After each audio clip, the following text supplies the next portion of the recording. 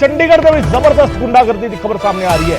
Sector 16 ਦੇ ਹਸਪਤਾਲ ਦੀ emergency ਦੇ ਵਿੱਚ ਗੁੰਡਾਗਰਦੀ ਹੋਈ ਹੈ। ਡੰਡਿਆਂ ਦੇ ਨਾਲ ਲੈਸ ਬਦਮਾਸ਼ਾਂ ਨੇ ਸੈਕਟਰ 16 ਦੇ ਹਸਪਤਾਲ ਦੀ ਐਮਰਜੈਂਸੀ ਵਿੱਚ ਗੁੰਡਾਗਰਦੀ ਕੀਤੀ ਹੈ। ਚੰਡੀਗੜ੍ਹ ਤੋਂ ਵੱਡੀ ਖਬਰ, ਸੈਕਟਰ 16 ਹਸਪਤਾਲ ਦੀ ਐਮਰਜੈਂਸੀ ਦੇ ਵਿੱਚ ਗੁੰਡਾਗਰਦੀ ਹੋਈ ਹੈ। ਕਾਰ ਸਵਾਰ ਲੋਕਾਂ ਨੂੰ ਬੇਰਹਿਮੀ ਦੇ ਨਾਲ ਕੁੱਟਿਆ। ਸਕੋਰਪੀਓ ਦੇ ਵਿੱਚ ਸਵਾਰ ਹੋ ਕੇ ਬਦਮਾਸ਼ ਆਏ ਸਨ। ਇੱਕ ਬਦਮਾਸ਼ ਨੂੰ ਸਿਕਿਉਰਿਟੀ ਗਾਰਡਸ ਨੇ ਕਾਬੂ ਕਰ ਲਿਆ। ਬਚਣ ਦੇ ਲਈ ਨੌਜਵਾਨ ਕਾਰ ਲੈ ਕੇ ਹਸਪਤਾਲ ਦੇ ਅੰਦਰ ਬੜੇ ਸਨ ਤੇ ਉੱਥੇ ਕਿਸ ਤਰੀਕੇ ਸਕੋਰਪੀਓ ਦੇ ਵਿੱਚ ਸਵਾਰ ਹੋ ਕੇ ਬਦਮਾਸ਼ ਪਹੁੰਚਦੇ ਨੇ ਔਰ ਫਿਰ ਹੁੰਦੀ ਹੈ ਗੁੰਡਾਗਰਦੀ।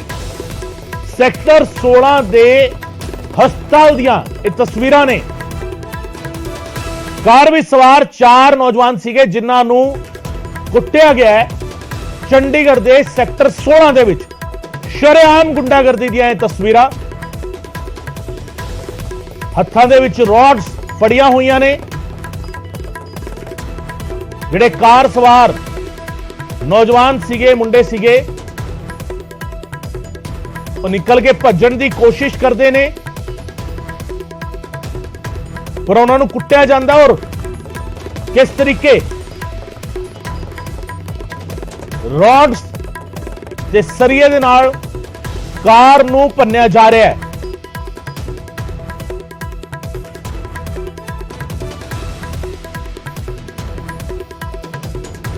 सोला हॉस्पिटल एमरजेंसी के बाहर सवेरे 4 बजे एक CCTV वेख के हैरान हो जाओगे कि किस तरह ਜਿਹੜੇ ਮੁੰਡੇ ਸਕਾਰਪੀਓ ਗੱਡੀ 'ਚ ਆਉਂਦੇ ਤੇ ਇੱਕ ਗੱਡੀ ਦਾ ਪਿੱਛਾ ਕਰਦੇ ਹੋਏ ਇੱਥੇ ਵੜ ਜਾਂਦੇ ਨੇ। ਐਮਰਜੈਂਸੀ ਦੇ ਬਿਲਕੁਲ ਬਾਹਰ ਦੀ CCTV ਤਸਵੀਰਾਂ ਨੇ ਸਵੇਰੇ 5 ਵਜੇ ਦੀ ਕਿ ਕਿਸ ਤਰ੍ਹਾਂ ਮੁੰਡੇ ਜਿਹੜੇ ਸਕਾਰਪੀਓ 'ਚ ਆਉਂਦੇ ਆ, ਇੱਕ ਬੀਟ ਗੱਡੀ ਹੈ ਵਾਈਟ ਕਲਰ ਦੀ, ਉਹਨੂੰ ਮਾਰਦੇ ਹੋਏ ਉਹਦਾ ਪਿੱਛਾ ਕਰਦੇ ਹੋਏ ਇੱਥੇ ਤੱਕ ਪਹੁੰਚ ਜਾਂਦੇ ਤੇ ਇੱਥੇ ਆ ਕੇ ਉਹਨਾਂ ਨਾਲ ਕੁੱਟਮਾਰ ਜਿਹੜੀ ਹੈ ਉਹ ਕੀਤੀ ਜਾਂਦੀ ਹੈ। CCTV ਤਸਵੀਰਾਂ ਵੇਖ ਕੇ ਅੰਦਾਜ਼ਾ ਲਾਇਆ ਜਾ ਸਕਦਾ ਹੈ ਕਿ ਜਿਹੜੇ ਸਕਾਰਪੀਓ 'ਚ ਮੁੰਡੇ ਆਉਂਦੇ ਆ ਉਹਨਾਂ ਨੇ ਕਿਸ ਤਰ੍ਹਾਂ ਇਹ ਉਹਨਾਂ ਮੁੰਡਿਆਂ ਨੂੰ ਜਿਹੜੇ ਬੀਟ ਗੱਡੀ ਸੀਗੀ ਉਹਨਾਂ ਨੂੰ ਨਿਸ਼ਾਨਾ ਬਣਾਇਆ ਤੇ ਜਿਹੜਾ ਰੋਡ ਤੇ ਡੰਡਿਆਂ ਨਾਲ ਉਹਨਾਂ ਦੀ ਗੱਡੀ ਤੇ ਹਮਲਾ ਕੀਤਾ। ਤੁਹਾਨੂੰ ਦੱਸ ਦਈਏ ਕਿ ਦੋਨੋਂ ਗੱਡੀਆਂ ਜਿਹੜੀ ਹੈਗੀ ਪੰਜਾਬ ਨੰਬਰ ਦੱਸੀ ਜਾ ਰਹੀ। ਜਿਹੜੀ ਸਕਾਰਪੀਓ ਗੱਡੀ ਹੈ ਜਿਹੜਾ ਚ ਮੁੰਡੇ ਸੀਗੇ 5 ਤੋਂ 6 ਉਹ ਪੰਜਾਬ ਦੇ ਮੋਹਾਲੀ ਦੇ ਨੰਬਰ ਦੀ ਗੱਡੀ ਹੈ ਤੇ ਦੂਜੀ ਜਿਹੜੀ ਬੀਟ ਹੈ PB 29 ਨੰਬਰ ਗੱਡੀ ਹੈ।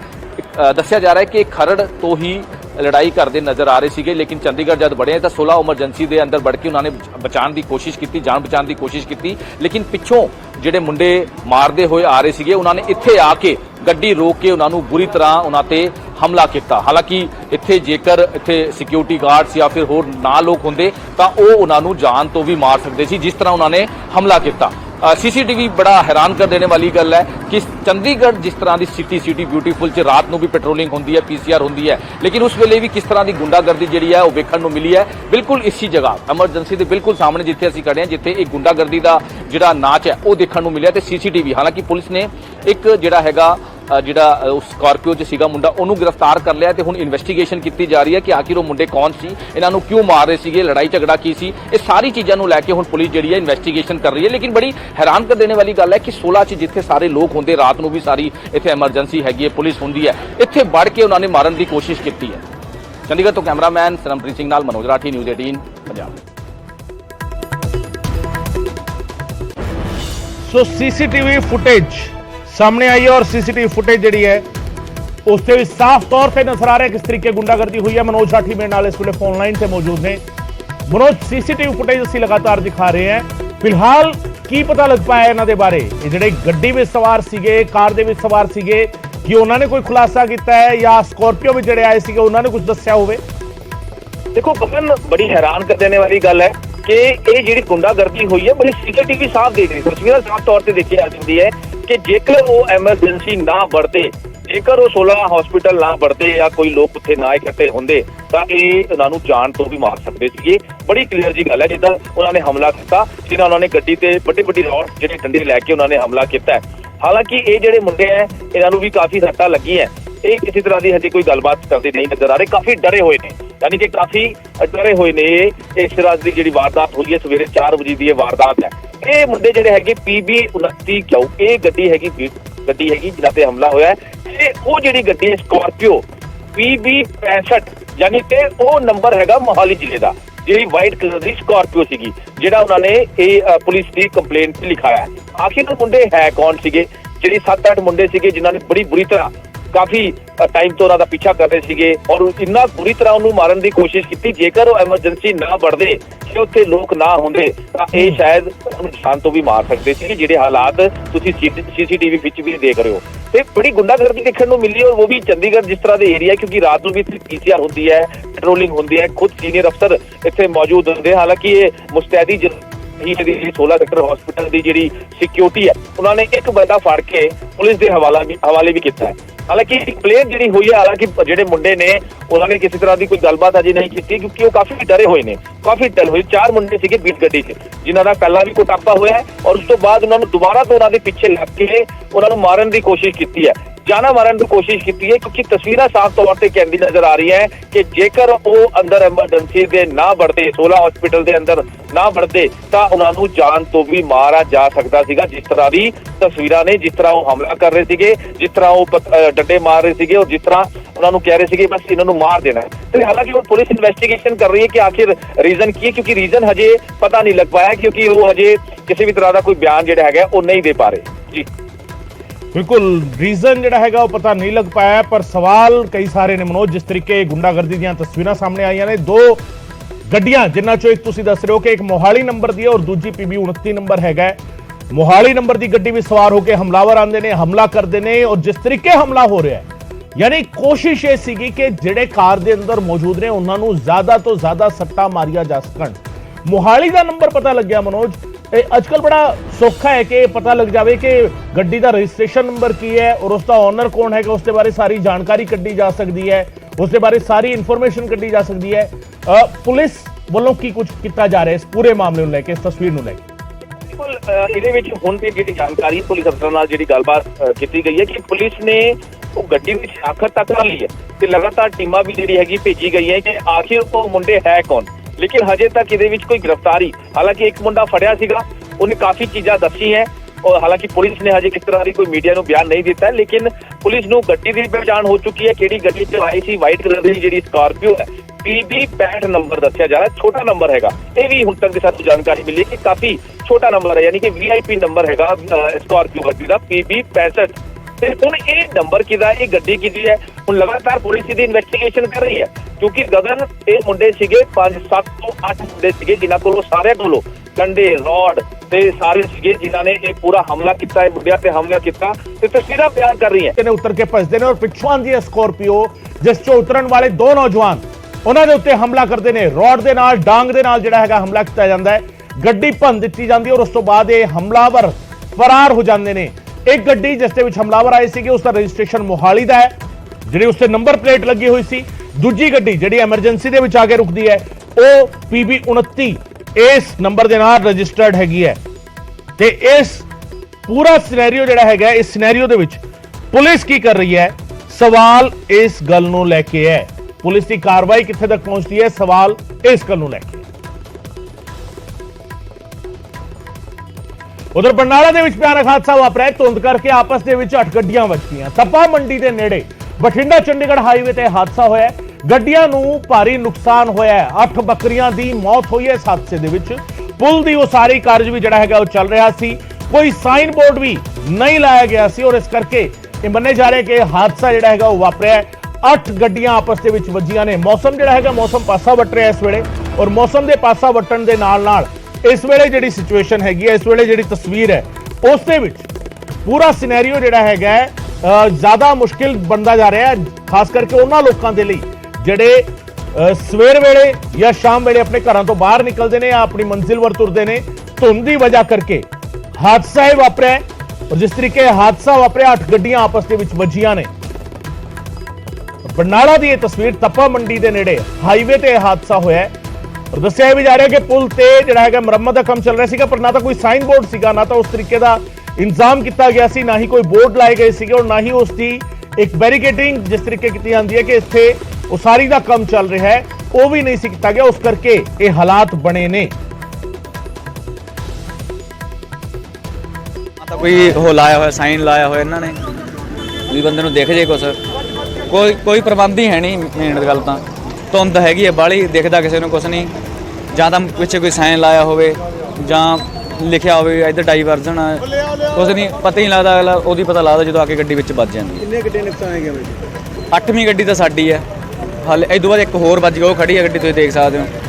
ਹੋਰ ਹਾਲੇ पता नहीं किन्ने के बजणगीਆਂ। न कोई सेफ्टी का बंदोबस्त है न कुछ और है, और आगे सीधी गाड़ियाँ आ गई और रोड बंद कर रखी है, सीधी गाड़ियाँ चढ़ रही है। और फिर उसके बाद भी इनकी कोई कर्मचारी नहीं है, और एक ट्रोला खड़ा था और सीधा वो भी रॉन्ग साइड खड़ा था ट्रोला, और वो ट्रोला इसलिए खड़ा कि इनकी इन्होंने रोड बंद कर रखी है, उसके अंदर में गाड़ी आके लगी है, तो गाड़ी पूरी ख़राब टूट गई है, एयरबैग खुल गए, तो थोड़ा बच गया हूँ, पर इंजरी हुई है हाथ पैरों में।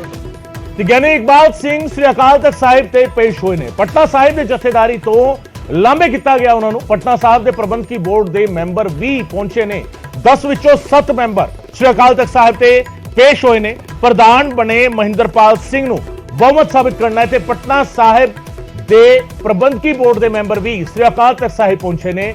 ਇਸ ਵੇਲੇ ਦੀ ਅਹਿਮ ਖਬਰ, 10 ਵਿੱਚੋਂ 7 ਮੈਂਬਰ ਸ੍ਰੀ ਅਕਾਲ ਤਖਤ ਸਾਹਿਬ ਤੇ ਪੇਸ਼ ਹੋਏ ਨੇ। ਪਟਨਾ ਸਾਹਿਬ ਵਿਵਾਦ ਨੂੰ ਲੈ ਕੇ ਪੇਸ਼ੀ ਹੋਈ ਹੈ, और पटना साहिब विवाद ਨੂੰ ਲੈ ਕੇ ਜਿਹੜੀ ਪੇਸ਼ੀ ਹੋਈ ਹੈ, ਮਹਿੰਦਰਪਾਲ ਸਿੰਘ ਨੂੰ ਬਹੁਮਤ ਸਾਬਿਤ ਕਰਨ ਦੇ ਹੁਕਮ ਨੇ। ਜਥੇਦਾਰ ਦੇ ਅਹੁਦੇ ਨੂੰ ਲੈ ਕੇ ਪਟਨਾ ਸਾਹਿਬ ਦੇ ਵਿੱਚ ਵਿਵਾਦ ਚੱਲ ਰਿਹਾ ਹੈ।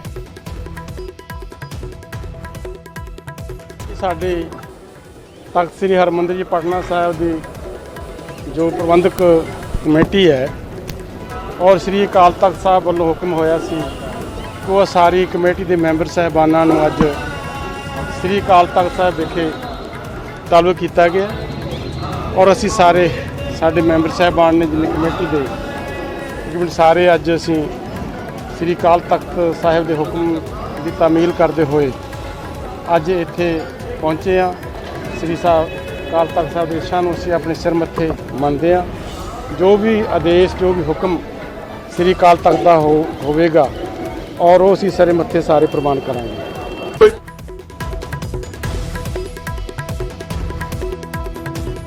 ਰਾਜੀਵ ਸ਼ਰਮਾ ਮੇਰੇ ਸਹਿਯੋਗੀ ਇਸ ਵੇਲੇ ਫੋਨ ਲਾਈਨ ਤੇ ਮੇਰੇ ਨਾਲ ਜੁੜ ਰਹੇ ਨੇ। ਰਾਜੀਵ, ਅੱਜ ਪਟਨਾ ਸਾਹਿਬ ਵਿਵਾਦ ਨੂੰ ਲੈ ਕੇ ਪੇਸ਼ੀ ਹੋਈ ਹੈ, ਔਰ ਜਿਸ ਤਰੀਕੇ ਜਥੇਦਾਰ ਉੱਥੇ ਪਹੁੰਚੇ ਨੇ, ਉਸ ਤੋਂ ਬਾਅਦ ਪ੍ਰਬੰਧਕੀ ਬੋਰਡ ਜਿਹੜਾ ਹੈਗਾ ਉਸ ਦੇ ਮੈਂਬਰ ਵੀ ਪਹੁੰਚੇ ਨੇ।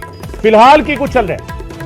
देखो गगन, सब तो पहला तो मैं दसना चाहना कि जो पूरा ये विवाद सी ਗਿਆਨੀ ਇਕਬਾਲ ਸਿੰਘ जो कि ਪਹਿਲਾਂ ਵੀ ਜਥੇਦਾਰ ਦੇ ਅਹੁਦੇ ਤੇ ਉੱਤੇ ਤੈਨਾਤ ਰਹੇ ਨੇ, ਤਾਂ ਉਹਨਾਂ ਨੂੰ ਹਟਾਉਣ ਤੋਂ ਬਾਅਦ ਰਣਜੀਤ ਸਿੰਘ ਗੌਰੇ ਮਸਕੀਨ ਨੂੰ ਜਥੇਦਾਰ ਥਾਪ ਦਿੱਤਾ ਗਿਆ ਸੀ। ਪਰ ਉਹਨਾਂ ਦੇ ਉੱਪਰ ਵੀ ਜਦੋਂ ਇਲਜ਼ਾਮ ਲੱਗੇ ਤਾਂ ਉਹਨਾਂ ਨੂੰ ਉਸ ਅਹੁਦੇ ਤੋਂ ਹਟਾ ਦਿੱਤਾ ਗਿਆ। ਪਰ ਬਾਅਦ ਦੇ ਵਿੱਚ ਜਿਹੜੀ ਨਵੀਂ ਪ੍ਰਬੰਧਕੀ ਕਮੇਟੀ ਬਣੀ ਹੈ, ਉਸ ਵੱਲੋਂ ਇਹ ਫੈਸਲਾ ਲੈ ਲਿਆ ਜਾਂਦਾ ਕਿ ਗਿਆਨੀ ਇਕਬਾਲ ਸਿੰਘ ਹੀ ਪਟਨਾ ਸਾਹਿਬ ਦੇ ਜਥੇਦਾਰ ਹੋਣਗੇ। ਪਰ ਇਸ ਤੋਂ ਬਾਅਦ ਅਕਾਲ ਤਖਤ ਸਾਹਿਬ ਦੇ ਧਿਆਨ ਦੇ ਵਿੱਚ ਜਦੋਂ ਇਹ ਮਾਮਲਾ ਆਉਂਦਾ ਤਾਂ ਤੁਰੰਤ ਉਹਨਾਂ ਵੱਲੋਂ ਕਾਰਵਾਈ ਕਰਦਿਆਂ ਹੋਇਆਂ ਇਹ ਆਦੇਸ਼ ਕੀਤਾ ਗਿਆ ਸੀ ਕਿ ਅੱਜ ਯਾਨੀ ਕਿ 6 ਦਸੰਬਰ ਨੂੰ ਜਿਹੜਾ ਪ੍ਰਬੰਧਕੀ ਬੋਰਡ ਹੈ ਉਸਦੇ ਸਾਰੇ ਮੈਂਬਰ ਜਿਹੜੇ ਨੇ ਉਹ ਇੱਥੇ ਪੇਸ਼ ਹੋਣ ਔਰ ਇੱਥੇ ਆ ਕੇ ਆਪਣੀ ਜਿਹੜੀ ਸਫਾਈ ਰੱਖਣ। ਤਾਂ ਹੁਣ ਜਿਹੜੇ 5 ਮੈਂਬਰ ਨੇ ਉਹ ਅਕਾਲ ਤਖਤ ਸਾਹਿਬ ਸਕੱਤਰੇਤ ਵਿਖੇ ਪਹੁੰਚੇ ਸੀ। ਇਸ ਵੇਲੇ ਮੀਟਿੰਗ ਜਿਹੜੀ ਹੈ ਉਹ ਅਕਾਲ ਤਖਤ ਸਾਹਿਬ ਦੇ ਜਥੇਦਾਰ ਦੇ ਦਫ਼ਤਰ ਦੇ ਵਿੱਚ ਚੱਲ ਰਹੀ ਹੈ, ਔਰ ਉਹਨਾਂ ਦੇ ਕੋਲੋਂ ਇਹ ਪੱਖ ਜਾਣਨ ਦੀ ਕੋਸ਼ਿਸ਼ ਕੀਤੀ ਜਾ ਰਹੀ ਹੈ ਕਿ ਆਖਿਰਕਾਰ ਇਸ ਦੇ ਪਿੱਛੇ ਕਾਰਨ ਕੀ ਰਹੇ, ਔਰ ਬਹੁਮਤ ਸਾਬਤ ਕਰਨ ਦੀ ਵੀ ਜਿਹੜੀ ਗੱਲ ਹੈ ਉਹ ਵੀ ਕਹੀ ਗਈ। ਦੂਜੇ ਪਾਸੇ ਗਿਆਨੀ ਇਕਬਾਲ ਸਿੰਘ ਆਪਣੇ ਪੱਧਰ ਤੇ ਜ਼ਰੂਰ ਇੱਥੇ ਪਹੁੰਚੇ, ਹਾਲਾਂਕਿ ਮੀਡੀਆ ਦੇ ਨਾਲ ਉਹਨਾਂ ਨੇ ਕਿਸੇ ਤਰ੍ਹਾਂ ਦੀ ਕੋਈ ਗੱਲਬਾਤ ਨਹੀਂ ਕੀਤੀ, ਕਿਉਂਕਿ ਇੱਥੇ ਇਹ ਵੀ ਦੱਸਣਾ ਬਹੁਤ ਜ਼ਰੂਰੀ ਹੈ ਜਦੋਂ ਪਿਛਲੀ ਵਾਰ ਪੰਜ ਸਿੰਘ ਸਾਹਿਬਾਨਾਂ ਦੀ ਜਿਹੜੀ ਮੀਟਿੰਗ ਹੋਈ ਸੀ ਤਾਂ ਉਸ ਵੇਲੇ ਵੀ ਜਿਹੜੇ ਸਾਬਕਾ ਜਥੇਦਾਰ ਰਣਜੀਤ ਸਿੰਘ ਗੌਰੇ ਮਸਕੀਨ ਨੇ ਉਹ ਇੱਥੇ ਪਹੁੰਚੇ। ਉਸ ਤੋਂ ਬਾਅਦ ਹਾਲਾਂਕਿ ਮੀਡੀਆ ਦੇ ਵਿੱਚ ਕਾਫੀ ਚਰਚਾ ਹੋਈ ਕਿ ਉਹਨਾਂ ਨੂੰ ਅੰਦਰ ਜਾਣ ਦੀ ਇਜਾਜ਼ਤ ਨਹੀਂ ਦਿੱਤੀ ਗਈ, ਤਾਂ ਉਸ ਵੇਲੇ ਵੀ ਜਦੋਂ ਅਸੀਂ ਜਾਣਕਾਰੀ ਹਾਸਲ ਕਰਨ ਦੀ ਕੋਸ਼ਿਸ਼ ਕੀਤੀ ਤਾਂ ਇਹ ਪਤਾ ਲੱਗਿਆ ਕਿ ਉਹਨਾਂ ਨੂੰ ਉਸ ਦਿਨ ਬੁਲਾਇਆ ਹੀ ਨਹੀਂ ਗਿਆ ਸੀ। ਤਾਂ ਇਸ ਕਰਕੇ ਗਿਆਨੀ ਇਕਬਾਲ ਸਿੰਘ ਵੀ ਜ਼ਰੂਰ ਹਰਿਮੰਦਰ ਸਾਹਿਬ ਦੇ ਆਸ-ਪਾਸ ਨਜ਼ਰ ਆਏ, ਪਰ ਉਹਨਾਂ ਨੂੰ ਅੱਜ ਬੁਲਾਇਆ ਨਹੀਂ ਗਿਆ ਸੀ। ਸਿੱਧੇ ਤੌਰ ਤੇ ਸਿਰਫ ਪ੍ਰਬੰਧਕੀ ਜਿਹੜਾ ਬੋਰਡ ਹੈ, ਜਿਹੜੇ ਮੈਂਬਰ ਨੇ ਉਹਨਾਂ ਨੂੰ ਬੁਲਾਇਆ ਗਿਆ। ਤਾਂ ਕੁੱਲ 10 ਮੈਂਬਰ ਸਨ, ਜਿਨ੍ਹਾਂ ਦੇ ਵਿੱਚੋਂ ਕੁਝ ਮੈਂਬਰਾਂ ਦੀ ਮੌਤ ਵੀ ਹੋ ਚੁੱਕੀ ਹੈ ਔਰ 2 ਮੈਂਬਰ ਜਿਹੜੇ ਨੇ ਪਹਿਲਾਂ ਤੋਂ ਤਨਖਾਹੀਆ ਕਰਾਰ ਦਿੱਤੇ ਗਏ ਨੇ, ਇਸ ਕਰਕੇ ਉਹਨਾਂ ਨੂੰ ਵੀ ਮੀਟਿੰਗ ਦੇ ਅੰਦਰ ਨਹੀਂ ਜਾਣ ਦਿੱਤਾ ਗਿਆ। ਤਾਂ ਸਿਰਫ 5 ਹੀ ਮੈਂਬਰ ਜਿਹੜੇ ਨੇ ਪਟਨਾ ਸਾਹਿਬ ਪ੍ਰਬੰਧਕੀ ਬੋਰਡ ਦੇ ਨਾਲ ਸੰਬੰਧਿਤ, ਉਹਨਾਂ ਨੂੰ ਮੀਟਿੰਗ ਦੇ ਅੰਦਰ ਬੁਲਾਇਆ ਗਿਆ। ਹੁਣ ਇਹ ਮੀਟਿੰਗ ਕਿੰਨੀ ਦੇਰ ਚੱਲਦੀ ਹੈ, ਉਸ ਤੋਂ ਬਾਅਦ ਕੀ ਕੁਝ ਸਾਹਮਣੇ ਆਉਂਦਾ, ਕਿਉਂਕਿ ਮੀਟਿੰਗ ਦੇ ਵਿੱਚ ਜਿਹੜੇ ਮੈਂਬਰ ਪਹੁੰਚੇ ਨੇ ਉਹਨਾਂ ਨੇ ਵੀ ਹਾਲੇ ਤੱਕ ਮੀਡੀਆ ਦੇ ਨਾਲ ਕਿਸੇ ਤਰ੍ਹਾਂ ਦੀ ਕੋਈ ਗੱਲਬਾਤ ਨਹੀਂ ਕੀਤੀ। ਹਾਲਾਂਕਿ ਜਿਹੜੇ ਸਾਬਕਾ ਸ਼੍ਰੋਮਣੀ ਗੁਰਦੁਆਰਾ ਪ੍ਰਬੰਧਕ ਕਮੇਟੀ ਦੇ ਪ੍ਰਧਾਨ ਰਹਿ ਚੁੱਕੇ ਨੇ ਗੋਬਿੰਦ ਸਿੰਘ ਲੌਂਗੋਵਾਲ, ਉਹ ਵੀ ਉਸ ਬੋਰਡ ਦੇ ਮੈਂਬਰ ਨੇ, ਤਾਂ ਉਹਨਾਂ ਨੇ ਜ਼ਰੂਰ ਕਿਹਾ ਕਿ ਅੱਜ ਉਹ ਆਪਣਾ ਜਿਹੜਾ ਪੱਖ ਹੈ ਉਹ ਰੱਖਣ ਦੇ ਲਈ ਪਹੁੰਚੇ ਨੇ। ਤਾਂ ਹੁਣ ਇਹ ਸਪਸ਼ਟ ਹੋਏਗਾ ਇਸ ਮੀਟਿੰਗ ਤੋਂ ਬਾਅਦ ਕਿ ਆਖਿਰਕਾਰ ਪਟਨਾ ਸਾਹਿਬ ਦੇ ਅਗਲੇ ਜਿਹੜੇ ਜਥੇਦਾਰ ਦੀ ਸੇਵਾ ਕਿਸ ਨੂੰ ਮਿਲਦੀ ਹੈ। ਫਿਲਹਾਲ ਗਿਆਨੀ ਬਲਦੇਵ ਸਿੰਘ ਨੂੰ ਕਾਰਜਕਾਰੀ ਜਥੇਦਾਰ ਜਿਹੜਾ ਲਗਾਇਆ ਗਿਆ ਉਹੀ ਫਿਲਹਾਲ ਸੇਵਾ ਨਿਭਾਉਣਗੇ। ਤਾਂ ਅਗਲਾ ਜਿਹੜਾ ਪਟਨਾ ਸਾਹਿਬ ਦੇ ਜਥੇਦਾਰ ਕੌਣ ਹੋਏਗਾ ਇਹ ਅੱਜ ਦੀ ਮੀਟਿੰਗ ਤੋਂ ਬਾਅਦ ਕੁਝ ਸਪਸ਼ਟ ਹੋਣ ਦੀ ਉਮੀਦ ਜ਼ਰੂਰ ਹੈ, ਪਰ ਫਿਲਹਾਲ ਮੀਟਿੰਗ ਜਾਰੀ ਹੈ ਔਰ ਮੀਟਿੰਗ ਤੋਂ ਬਾਅਦ ਕਈ ਐਸੇ ਸਵਾਲ ਨੇ ਜਿਨ੍ਹਾਂ ਦੇ ਜਵਾਬ ਮਿਲ मिलेंगे। ठीक, बिल्कुल, बहुत बहुत शुक्रिया राजीव इस तमाम जानकारी के लिए। राजीव शर्मा मेरे सहयोगी जानकारी दे रहे सन। मीटिंग चल रही है और मीटिंग तो बाद ये सब स्पष्ट होएगा कि हुण फाइनली जथेदार की सेवा जिहड़ी हैगी वो किस नूं मिलण वाली है, पटना साहिब दे जथेदार की सेवा किस नूं मिलण वाली है। वो मीटिंग तो बाद जिहड़ा हैगा वो सारी गल सारी स्थिति जिहड़ी हैगी वो स्पष्ट हो। ਤੇ ਉਧਰ ਪੁੱਛਗਿੱਛ ਦੇ ਲਈ ਪਹੁੰਚੇ ਪਾੜਾ ਨੂੰ ਸਲਾਮੀ ਦਾ ਮਾਮਲਾ ਸਾਹਮਣੇ ਆਇਆ। ਡੀਐਸਪੀ ਨਿਰਮਲ ਸਿੰਘ ਨੇ ਬਰਿੰਦਰਮੀਤ ਪਾੜਾ ਨੂੰ ਸਲੂਟ ਮਾਰਿਆ। ਵਿਜੀਲੈਂਸ ਦਫ਼ਤਰ ਦੇ ਵਿੱਚ ਪਾੜਾ ਤੋਂ ਪੁੱਛਗਿੱਛ ਹੋ ਰਹੀ ਹੈ। ਗੁਰਦਾਸਪੁਰ ਤੋਂ ਕਾਂਗਰਸ ਦੇ ਵਿਧਾਇਕ ਨੇ ਬਰਿੰਦਰਮੀਤ ਪਾੜਾ ਆਮਦਨ ਤੋਂ ਵੱਧ ਜਾਇਦਾਦ ਮਾਮਲੇ ਦੇ ਵਿੱਚ ਪੁੱਛਗਿੱਛ ਕੀਤੀ ਜਾ ਰਹੀ ਹੈ। ਪਰ ਜਿਹੜੀ ਇਹ ਤਸਵੀਰ ਸਾਹਮਣੇ ਆਈ, ਬਰਿੰਦਰਮੀਤ ਪਾੜਾ ਉੱਥੇ ਪਹੁੰਚਦੇ ਨੇ ਤਾਂ ਉਹਨਾਂ ਨੂੰ ਸਲੂਟ ਮਾਰਦੇ ਨੇ ਡੀਐਸਪੀ, ਜਿਹੜੇ ਤਸਵੀਰ ਦੇ ਵਿੱਚ ਨਜ਼ਰ ਆ ਰਹੇ ਨੇ। ਸੈल्यूट जिस सिचुएशन में जेकर आम दिनों की गल होंदी तां शायद इस तस्वीर ते कोई सवाल ना खड़े होंदे, पर विजिलेंस ने पुछगिछ दे लई सद्दिया और डीएसपी निर्मल सिंह ने पाड़ा नूं सैल्यूट मारिया। विजिलेंस के दफ्तर दे विच पुछगिछ हो रही है पाड़ा तो। विशंबर बिट्टू मेरे सहयोगी फोन लाइन ते मौजूद ने, उन्हां दे नाल गल करदे हां। विशंबर, तस्वीर तां असीं देख लई, तस्वीर दे विच नज़र आ रहा है जो वो भी असीं अपने दर्शकों नूं क्लीयर भी कीता किस तरीके इस तस्वीर दे विच डीएसपी सैल्यूट मारते नजर आए ने।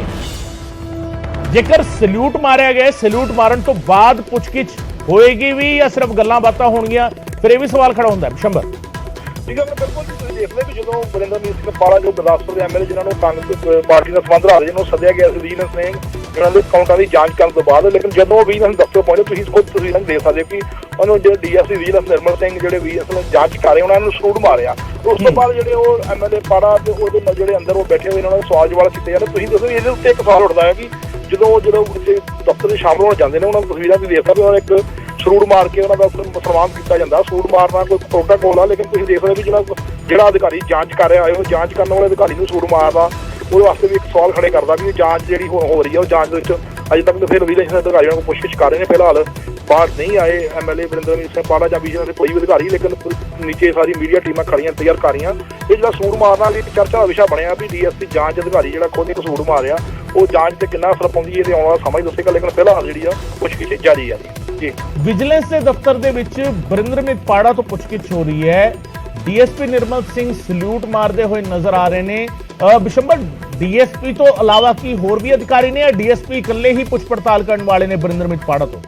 ਨਹੀਂ ਜੀ, ਬਿਲਕੁਲ ਹੋਰ ਅਧਿਕਾਰੀ ਵੀ ਨੇ। ਐਸਐਸਪੀ ਵਿਜੀਲੈਂਸ ਜਿਹੜੇ ਕਿ ਅੰਮ੍ਰਿਤਸਰ ਬੁਲਾਏ ਬੈਠਦੇ ਨੇ ਵਰਿੰਦਰਜੀਤ ਸਿੰਘ ਜੀ ਜਿਹੜਾ ਉਹ ਵੀ ਇੱਥੇ ਪਹੁੰਚੇ ਹੋਏ ਨੇ। ਵਰਿੰਦਰ ਸਿੰਘ ਜੀ ਉਹ ਵੀ ਐਸਐਸਪੀ ਜਾਂਚ ਕਰ ਰਹੇ ਆ। ਪੁਲਿਸ ਜਿਹਨਾਂ ਦੇ ਹੋਰ ਵੀ ਅਧਿਕਾਰੀ ਜਿਹੜੇ ਨੇ ਉਹਦੀ ਜਾਂਚ ਕਰਨ ਲਈ ਪਹੁੰਚੇ ਹੋਏ ਨੇ। ਉਹ ਫਿਲਹਾਲ ਬੰਦ ਦਰਵਾਜ਼ਾ ਕਮਰੇ ਕਰਕੇ ਵੀ ਉੱਥੇ ਸਵਾਲ ਜਵਾਬ ਕੀਤੇ ਜਾ ਰਹੇ। ਸਵਾਲ ਜਵਾਬ ਕਰਨ ਤੋਂ ਬਾਅਦ ਅਧਿਕਾਰੀ ਨਾਲ ਗੱਲਬਾਤ ਕਰਨ ਦੀ ਕੋਸ਼ਿਸ਼ ਉਹਨਾਂ ਨੇ ਕਹਿਣਾ ਜੀ ਕਰ ਬੇਟਾ ਥੱਲੇ ਹੀ ਫਿਲਹਾਲ ਖੜਾ ਇੰਤਜ਼ਾਰ ਕਰ ਰਹੇ। ਉਸ ਤੋਂ ਬਾਅਦ ਆਰਡਰ ਸਾਹਮਣੇ ਕੋਈ ਬਰੀਫਿੰਗ ਵਗੈਰਾ ਕਰਨਗੇ, ਲੇਕਿਨ ਫਿਲਹਾਲ ਉੱਥੇ ਐਸਐਸਪੀ ਵਿਜੀਲੈਂਸ ਵੀ ਪਹੁੰਚੇ ਹੋਏ ਨੇ। ਉਹ ਸਾਰੇ ਹੋਰ ਵੀ ਅਧਿਕਾਰੀ ਪਹੁੰਚੇ ਜਿਹੜੇ ਜਾਂਚ ਕਰਨ ਨਿਰਮਲ ਸਿੰਘ ਤੋਂ ਇਲਾਵਾ ਹੋਰ ਵੀ ਅਧਿਕਾਰੀ ਜਿਹੜੀ ਮੌਕੇ ਤੇ ਜਾਂਚ ਕਰ ਰਹੇ ਨੇ ਜੀ। बहुत बहुत शुक्रिया बिशंबर इस तमाम जानकारी के लिए। बिशंबर बिट्टू मेरे सहयोगी दस रहे हैं कि बरिंदरमीत पाड़ा दे नाल पुछगिछ की जा रही है इसे कमरे दे विच, और अधिकारी जिहड़े हैगे वो होर भी पहुंचे ने, उच्च पद्धर के अधिकारी भी पहुंचे ने, पर सवाल हजे भी बरकरार है। जिस तरीके ये पूरे का पूरा सिनेरियो, ये पूरी तस्वीर सामने आई है, उसने कई सारे सवाल खड़े किए।